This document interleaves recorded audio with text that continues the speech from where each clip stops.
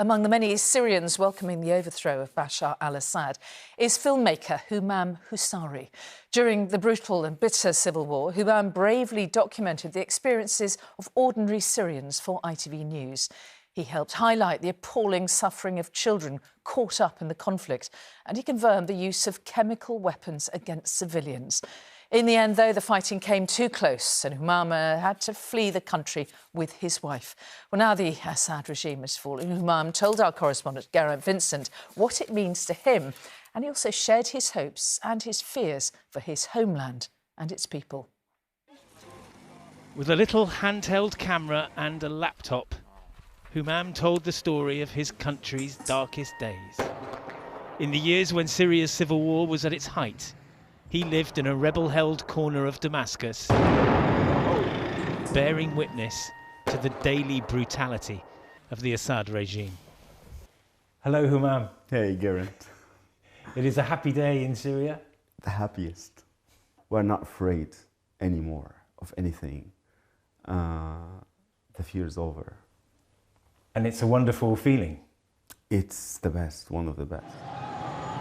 Humam was a young filmmaker in 2011, recording the popular protests in Syria which formed part of the Arab Spring. Because of his work, Assad's security services were looking for him. So he fled the country, but he found he couldn't stay away. I couldn't just live my life normally, knowing that people are living under bombing and something must be done, just let the world know what's going on. You felt you had a duty to do that? Of course, definitely. This tunnel actually leads to a basement where we're gonna find now a lot of people. Humam made his way secretly back into Syria, to Damascus and the suburb of Ghouta, where he set to work again among people who were living under daily bombardment.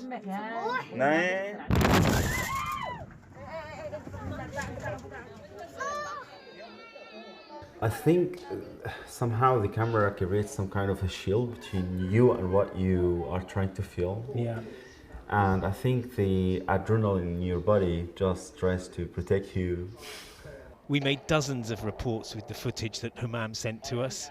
Among the atrocities he filmed was a chemical attack by government forces very close to where he was living.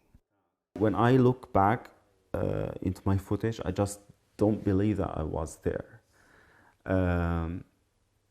You just a lot of bodies trying to breathe. You just don't know how to help them.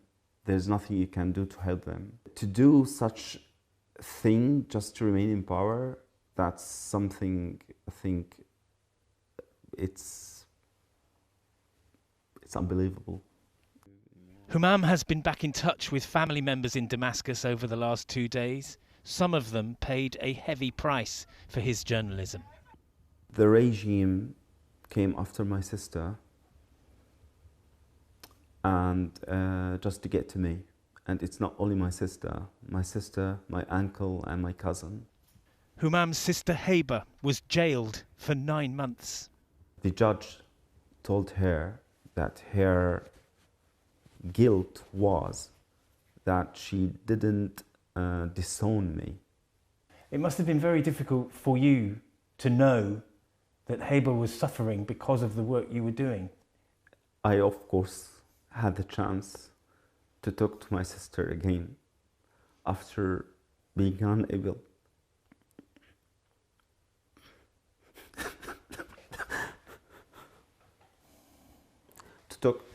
After being unable to talk to her for years.